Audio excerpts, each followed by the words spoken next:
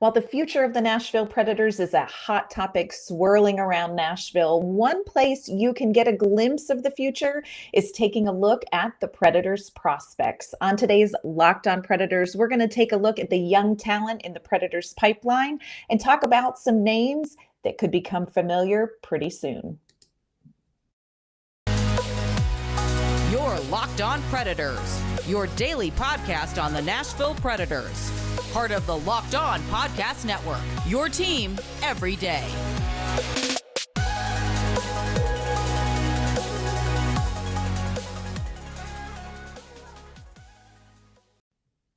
Hi, everyone. I'm Ann Kimmel at Locked On Predators. I am a writer at ontheforecheck.com.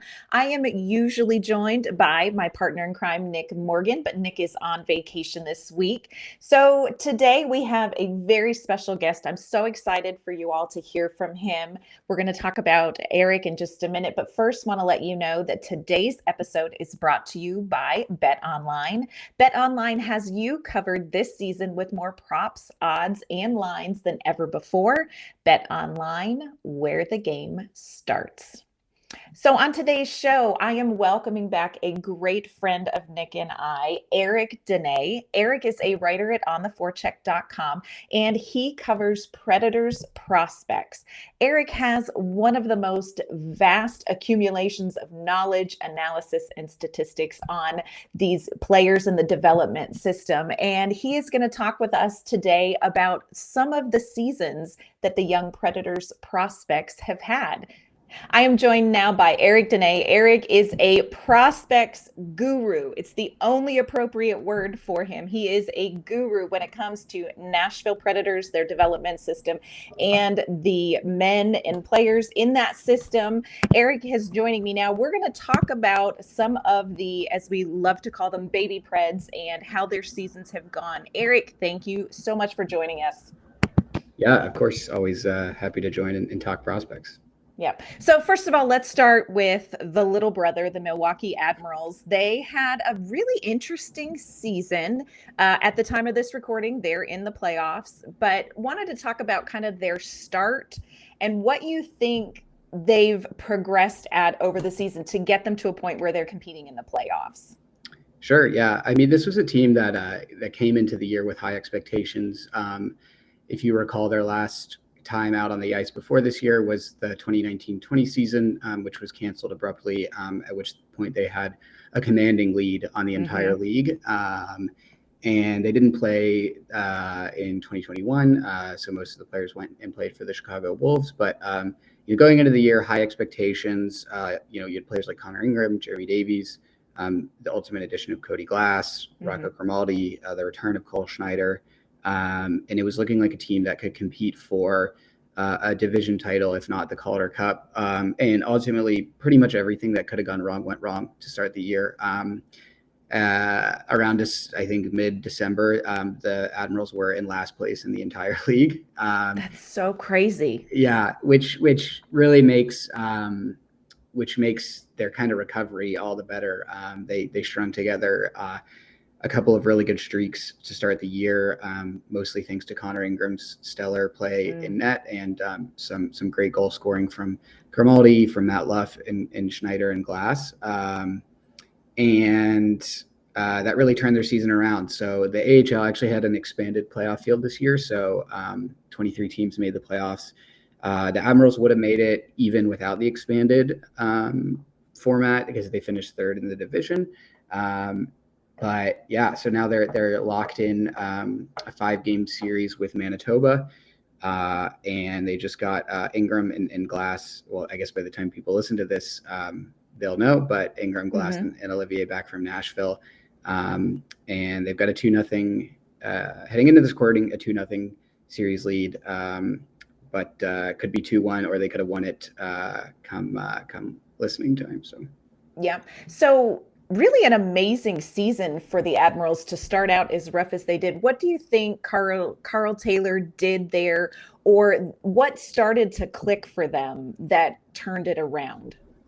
Yeah, I think a few things. At the beginning of the year, they were suffering from a lack of depth scoring. Outside of the few top players, Grimaldi, Novak, Luff, Schneider, and Glass, they really had nothing. And in spurts where Glass was called up, or Grimaldi, or Novak, or Luff, they really, without those players in the lineup, suffered even more. That started to change. You had contributions from Mitch McLean, who's on an AHL deal. Cole Smith hit 20 goals in his first full AHL season. They acquired Jimmy Huntington and Braden Burke midway through the year, who have helped.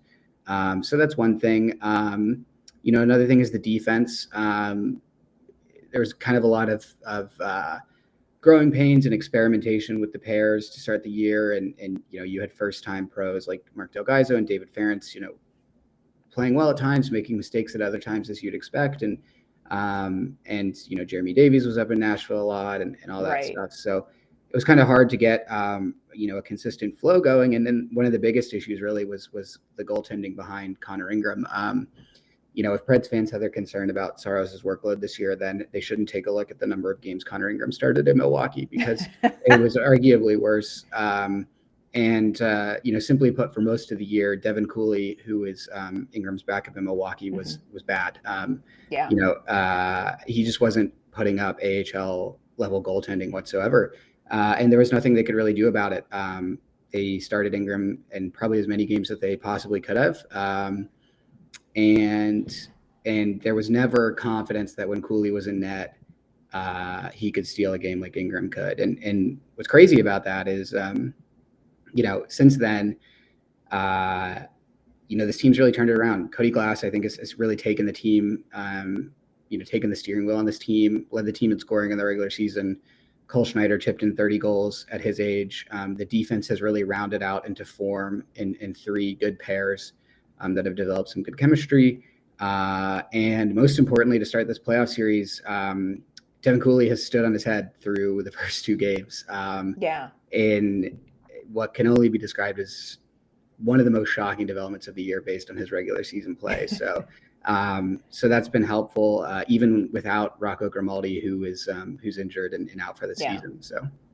Yeah, I want to talk about Cody Glass in just a minute, but first I want to ask you, how surprised were you, or were you at all surprised by Connor Ingram's performance when he was called up and was put in the playoff games? How did you anticipate he would do, and how did you feel about his performance?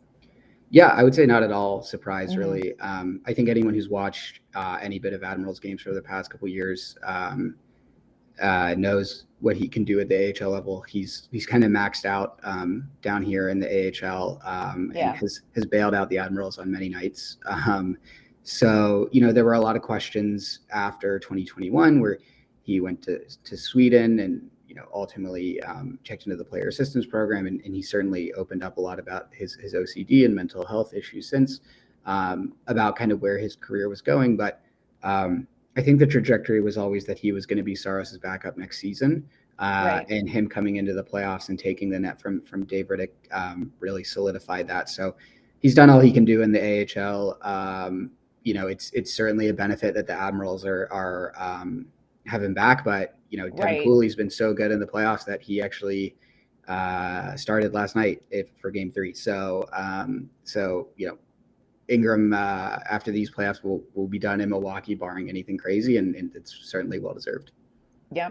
Okay, so let's talk about Cody Glass. This is a player that I think a lot of fans in Nashville were excited about, and then he ended up down in Milwaukee, and he really flourished in Milwaukee. You just published an article recently at ontheforecheck.com, and everybody needs to go and check it out. I will link this article for you. But you talk about Cody Glass and kind of offensive rhythm. So what have you seen from Glass as far as developing in his time in Milwaukee, and where do you see him next year? Yeah, I mean, so that was always the thing. He was a 6th overall pick, so expectations were always high. And I think that the 3-team trade last summer was so shocking on many fronts that, it's natural that folks were disappointed when he got sent down to Milwaukee. But if you look at it, as sad as it is, it really looks like Ryan Ellis's career is close to over at this point. He played in 4 games this year. Fleet Myers is likely to be bought out this summer. Nolan Patrick skated in 25 games and scored 7 points for Vegas. So, what's left from that deal is Cody Glass. And I think if you told a lot of folks that despite being drafted in 2017, Cody Glass has never played a full season in the AHL until this year, they maybe wouldn't believe that, but it's true. And you really can't discount how helpful a year in the AHL, even for that high of a pick, can be. So, coming out of his junior career, no one really had any questions about his defensive play. He was always really good, in his own end of the ice. But the thing that I think folks were kind of concerned about was his speed and skating mechanics. And, those things can be overcome. There's a lot of really good forwards in the NHL who aren't the best skaters. And one thing that I think he's really focused on in Milwaukee this year, and that the coaching staff has really focused on with him, is developing a rhythm, developing those offensive instincts and those offensive skills, despite not being the fastest player on the ice, despite not having, the quickest feet or the best acceleration. And it's really showcased in all he's done. He's timing his passes better. He's ultimately a playmaker, right? He sets guys up. He's timing his passes better. He's tracking, play on the ice better. He's putting his teammates in better positions to score. The number of stretch pass, primary assists on breakaways I saw him execute this year was crazy. And, he still has the scoring touch that makes him a multidimensional threat. And that resulted in, he was, I think, fifth on the team in goals with 14th and led the team in points with 62 in 66 games. And over half those points were primary ones scored at even strength. So he wasn't loading up on the power play or anything. So, really great season from him. I think it's exactly what he needed. And I would say all signs point to him, being a full-time Predator next year. Eric has such a great read of all of the things that are happening down in Milwaukee and with some players that may be joining the Milwaukee Admirals next season. Appreciate his insight into that. Coming up, he's going to talk to us about some of the other players in the system and their standout performances this season. But first, this episode's brought to you by BetOnline. BetOnline continues to be the #1 source for all your betting needs and sports information. You can find all the latest odds, news, sports developments, including this year's basketball playoffs, Major League Baseball scores, fights, and even next season's NFL futures. BetOnline is your continued source for all your sports wagering information, from live betting to playoffs, esports, and more. Head to the website today or use your mobile device to learn more about the trends and action.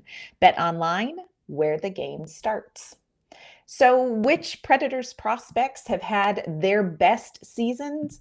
Eric has all of those details and analysis. So we talked about Connor Ingram in net. The other goaltender that just causes a ruckus among Nashville Predators fans, Yaroslav Askarov. He has had just a really weird situation going on this season. Okay, talk us through what in the ever-loving hell is going on or went on with Askarov this season. Sure. So, it's obviously no secret that the NHL and the KHL's relationship is kind of frayed here this year. And even before that, Russia had a keen interest in keeping Russian prospects in Russia for as long as they could. It's why players like Evgeny Kuznetsov and Artemi Panarin and Kirill Kaprizov stayed over there for so long. And with a player whose pedigree was as high as Askarov's, that is a player that the St. Petersburg organization was really high on keeping in Russia for, if they had their way, his entire career. So, this year we really started to see a few things unfold. He was bouncing between the KHL and the VHL, which is like Russia's AHL. No one really ever expected him to. He wasn't ever going to be a starter in the KHL this year. SKA's team is loaded. They have 2 KHL level goalies, and he's still young. But even in the VHL, he wasn't getting starts. This year, he started 6 games in the KHL and 9 games in the VHL. And when his VHL season was over, St. Petersburg's MHL team, which is like their junior league, went on and won their championship, and he didn't even go and suit up for them at all. So, David Poile has made comments about the organization kind of punishing him for his expressing interest in wanting to come to North America after this year. And I obviously can't verify that, but it's not the first time that that's happened to a player. And, it's, I think, certainly affected his performance, in the kind of shortened World Juniors, things kind of went south for him, and he was hung out to dry. And even in some performances in the VHL this year, he probably faced a lot more criticism than maybe he was deserving. So, the positive news is he's here. He's in North America now.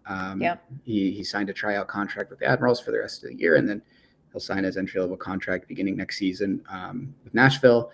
And, with Ingram going to Nashville next year, presumably the net for Milwaukee next year will be a competition between him and Tomas Vumeshka and likely Devin Cooley, although Cooley is an RFA, so no guarantee that he'll be back. Yeah. So how far off do you think Askarov's game is from being the starter in Milwaukee? What are the things that you feel like he needs to work on if he wants to get to a point where he is NHL ready? Yeah, I think he's probably, based on talent already, the starter in Milwaukee next year. Again, assuming that Ingram's in Nashville full time. That being said, there's certainly kind of mechanics to his game that he needs to work on. But the beauty of the AHL is the Preds can use Milwaukee in that way. They don't need to be focused on winning games or contending for a title.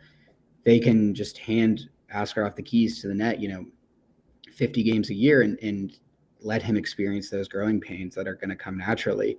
I think the strengths of his game, extremely mobile, extremely agile, moves laterally very well.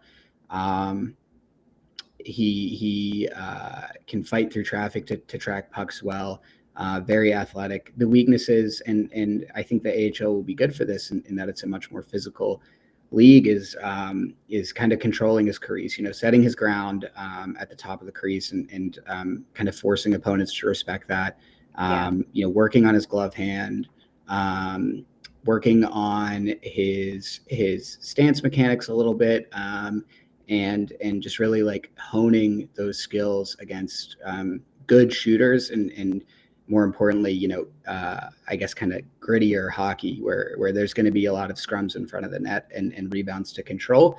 And in Europe, where there's a bit more of a skill to the game than in the AHL, that's not so much a commonplace. So I think next year will be important for him, and it can be really hard to kind of tell what exactly needs to be done when you jump from Russia to the AHL or to North America in general. So I think we'll have a better picture at the start of next season, but that's kind of where we're at now.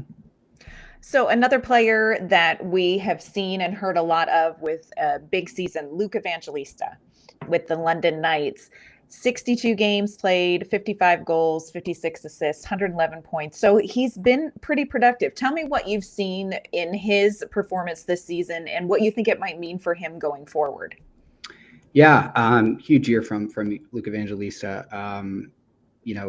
A historic year in terms of Preds prospects in the Canadian Hockey League, rivaled only really by the likes of Alex Radulov and David Legwand. He was phenomenal. London's best player all season. You can make a case for the OHL's best player all season. Stars fans might have a case to make with Wyatt Johnston, but regardless, pretty much every night he was a difference maker. And you could count on him, not just for a goal, not just for an assist, but multiple points. It's been a while since Nashville's really had that kind of electric, level of performance in a prospect. I mean, Philip Tomasino had 100 points at the OHL, but even he was never as much of a highlight reel player as Evangelista was this season. Right. I spoke to Luke last year when he kind of had a brief stint in the AHL with Chicago. And that was during the year in which the OHL didn't play. So he hadn't played up until that point, which was probably March, I want to say. And he had kind of identified a couple things that he was really working on in his development. And that was his strength, both his leg strength and his arm strength, and subsequent to that, his shot. And you really saw returns on that development this year. His shot was much better.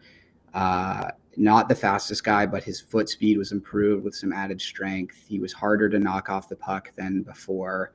In all honesty, his brief time in the AHL was bad.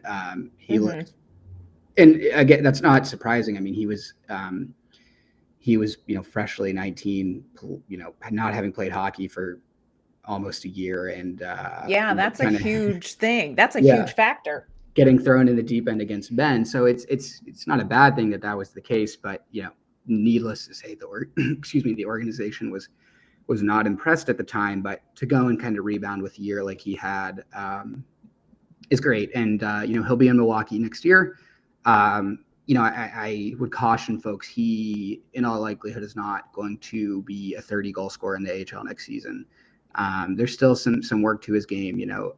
AHL defenses are much faster. Timing has to be more precise than in the OHL level, where bottom pairing defensemen, he could just toe drag and dangle around all day. He's not going to have that luxury as much in the AHL. He's going to have to work harder on his strength to maintain his puck possession skills and be better defensively too. If I had one criticism about his game in the OHL this year is I thought on some shifts he was pretty lazy defensively.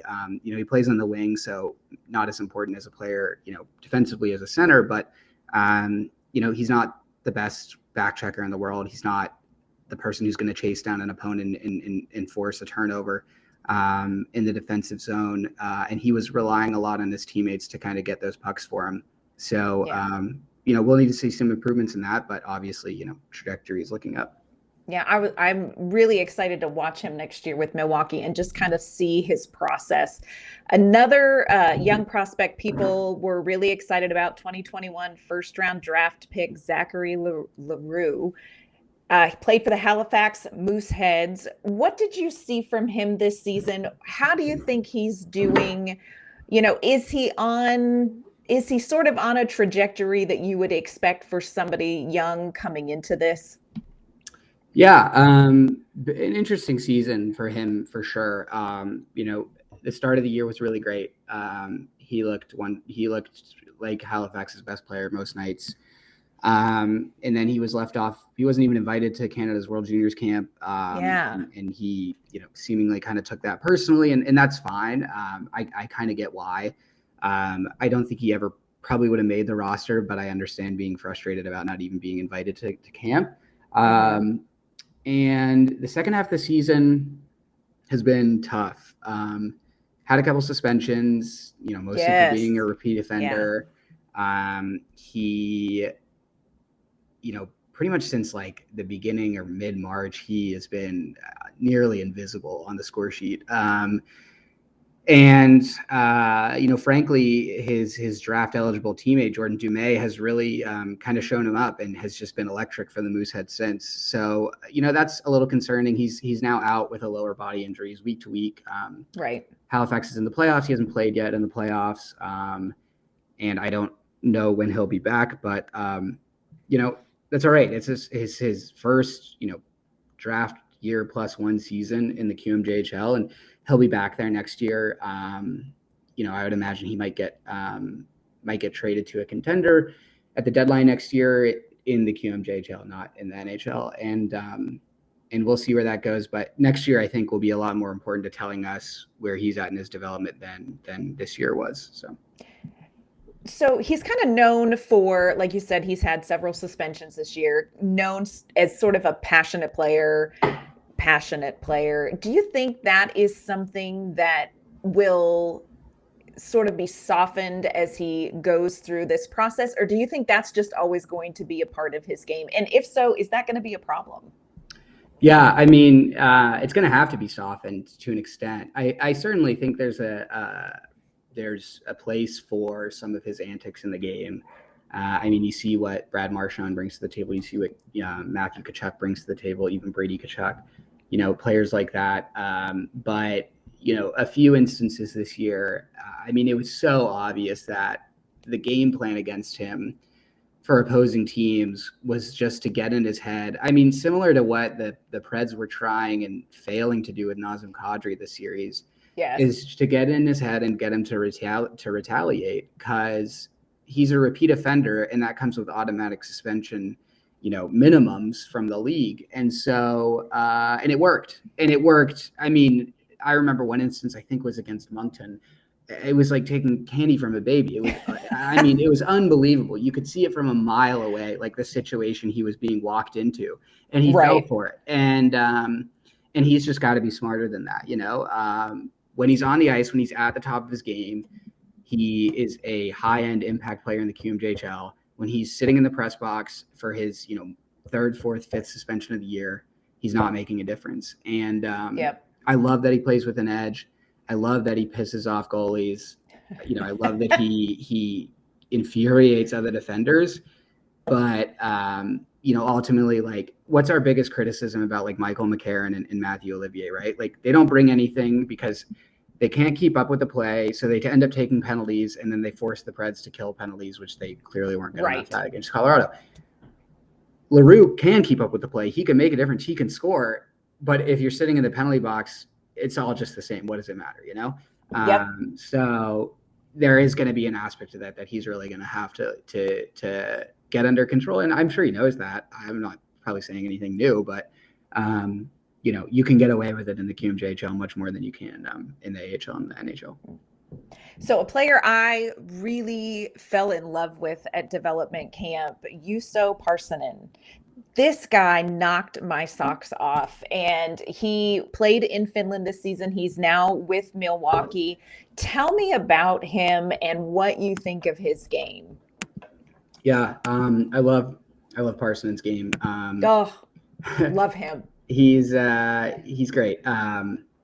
He had a phenomenal year in Finland, which kind of ended with him getting COVID, which hit him very hard.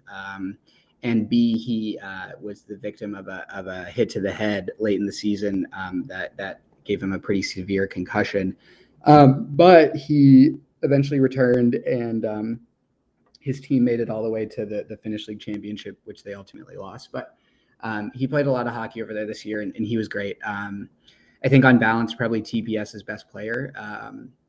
And at the beginning of the year, you could make an argument he was one of the most important players to his team in the Finnish league. That kind of trailed off a little towards the end, but like I said, COVID, concussion, all that. I mean, I think if you're thinking about like a 7th round gem, he's a model.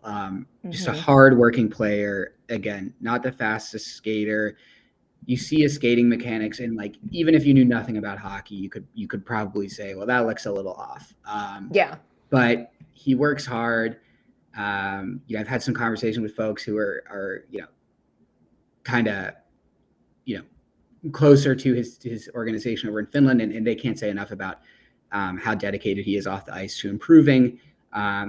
He's very strong, very hard to knock off the puck. He's got a great set of hands for not being like an elite scorer. Every now and then he would kind of flash a pretty dazzling play, and that was always fun to watch. Ultimately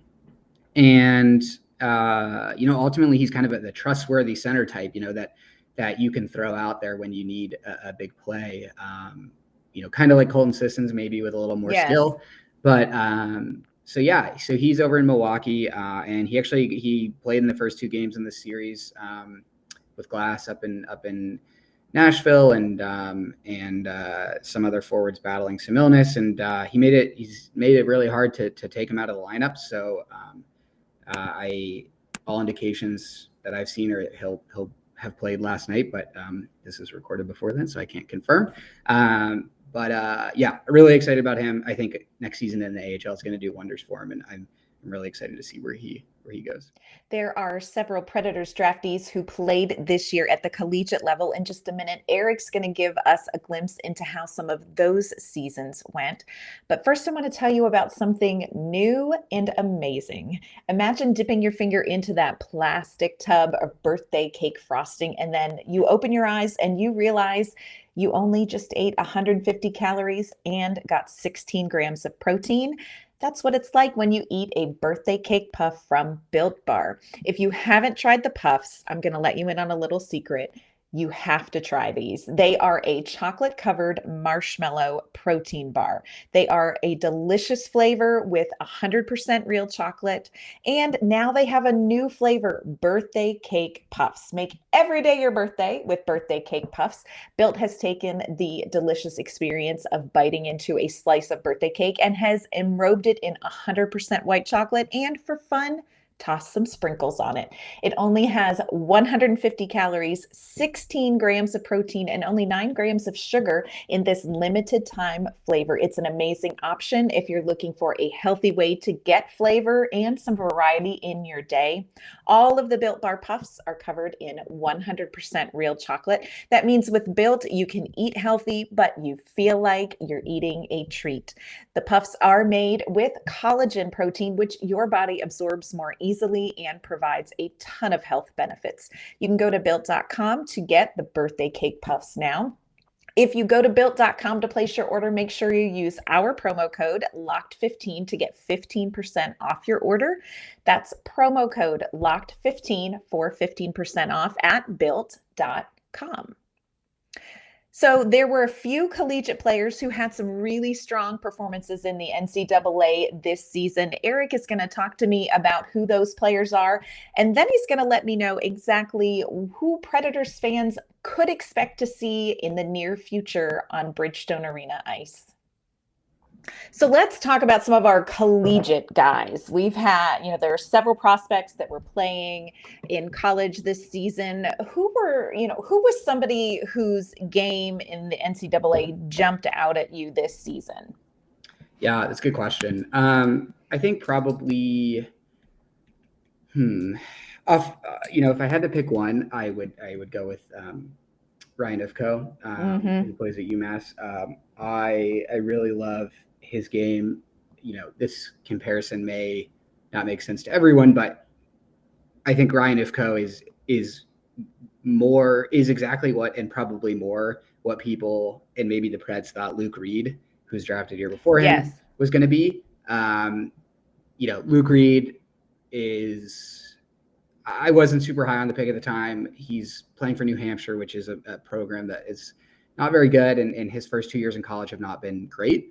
Ryan Ifko came into UMass as a freshman this year, undersized defender, skates well, sees the ice very well, can quarterback a power play, and he didn't get a lot of headlines, mostly because his fellow freshman defender teammate Scott Morrow, who's a Carolina Hurricanes pick, led their blue line in scoring and was phenomenal as well. Well, Ifko was right behind him in scoring, 31 points in 37 games as a freshman. Just 5 goals, and I will say only 8 of those points were primary ones scored at even strength, but he did get a lot of power play time, and he was paired up with Matthew Kessel most of the year, who's a veteran defenseman there in that UMass program, and they really became UMass's kind of shutdown pair. So he's just such a smooth player. I think he makes so few mistakes, and a lot of the mistakes that he would make kind of come from just needing to add strength, just needing to adjust to the college game. And that's to be expected for a freshman, and particularly a freshman that's under 6 foot. So I'm really excited to see where his development path goes. And UMass has developed this reputation as now kind of a defender factory. So that's great news as well. Let's talk about Spencer Stastny. He played at Notre Dame. What did you think of his season? Where do you think his game is, and where does it need to go? Yeah, I love Spencer Stastny's game too. A very understated player. He comes from the 2018 draft class, which only had 4 picks, one of whom, maybe soon to be 2 of whom, are no longer in the organization. He's a player that kind of came out of the U.S. National Development Program, didn't get a lot of headlines, played 4 years at Notre Dame, didn't get a lot of headlines. But all that said, in the NCAA tournament this year, Notre Dame's coach said that he maybe is the best defender he's ever had at Notre Dame. That's huge, yeah. Which is high praise. Obviously, he isn't going to light up the score sheet. He had 27 points in 39 games this year, but was a consistent, good offensive producer all year, a good leader for Notre Dame. And I think for my money, probably the best, technically sound skater in the pipeline. His skating is incredible. I like YouTube, just one clip of him. And there's actually a play from the World Juniors a couple years ago where he was on Team USA and he was playing with Keandre Miller, who plays for the Rangers. And I think it was a game against Finland, and they had gotten a breakaway, I want to say, and he wasn't the defenseman responsible for allowing the breakaway, but he skated from the offensive blue line all the way to track down this forward, probably around the hash marks. Clean play, didn't take a penalty, knocked the puck off his stick, and it was genuinely a thing of beauty. So if you have a chance, go watch that play. It's really incredible. And that's kind of the hallmark of his game is like I said, he's not going to score a ton. He's not, he's not going to be, a first pairing defenseman in the NHL, but if he goes anywhere in his career, it's going to be because he's a really great skater, and that helps on and off the puck, right? He can evade forecheckers really well, and he can break up plays really well and get back to pucks and recover and cover for teammates' mistakes without breaking a sweat. So who are some of the players, whether they're with Milwaukee, OHL, QMJHL, in college, who are some of the players that you think Predators fans will be hearing more about sooner rather than later? Yeah. I mean, you kind of look to next year. Obviously, we talked about Ingram a bit. Another name that I would surmise will be in Nashville full-time next year is Jeremy Davies. Yes. Yeah. And we spoke about Cody Glass as well. I think on top of that, man, I mean, there's I guess a lot to choose from. Ascarov's always going to be the big topic of conversation. He's kind of the crown jewel of the prospect pool. But that said, I guess another player that has kind of generated a lot of interest and will be interesting to see what he does next year is Fyodor Svechkov, who plays in the same organization that Askarov played over in Russia and played mostly in the VHL this year with Nikita Chibrikov and Kirill Tankov, who are Jets and Penguins prospects. And he had a good year. But we'll see what his KHL ice time looks like next year. His KHL contract expires after next season. We'll kind of see what the KHL NHL relationship looks like then, and how that pans out. But kind of another exciting prospect to be looking forward to, and another first round pick in the same year that they took Larue. So. Yep. So Eric, let the people listening know, where can they find you and your work when it comes to Nashville Predators prospects? Yeah, so you can find me on Twitter at on the future OTF, and then you can find all my work on theforecheck.com. So yeah, on Twitter, always tweeting highlights, charts, sharing my articles, all that stuff, and yeah. I want to thank Eric Dunay once again for joining us on Locked On Predators. Really and truly, if you are not following Eric at ontheforecheck.com and checking out his articles there, or if you're not following him on Twitter, you need to make sure you do that. Eric is terrific about posting highlights and analysis of all of the Predators prospects wherever they are playing. So be sure to check him out. Thank you for making Locked On Predators your first listen of the day. We will be back tomorrow with some more questions about the Nashville Predators and where they're headed this offseason. Now go make Locked On NHL your second listen of the day to keep up with all of the Stanley Cup final scores and news. Hope you guys have a great day.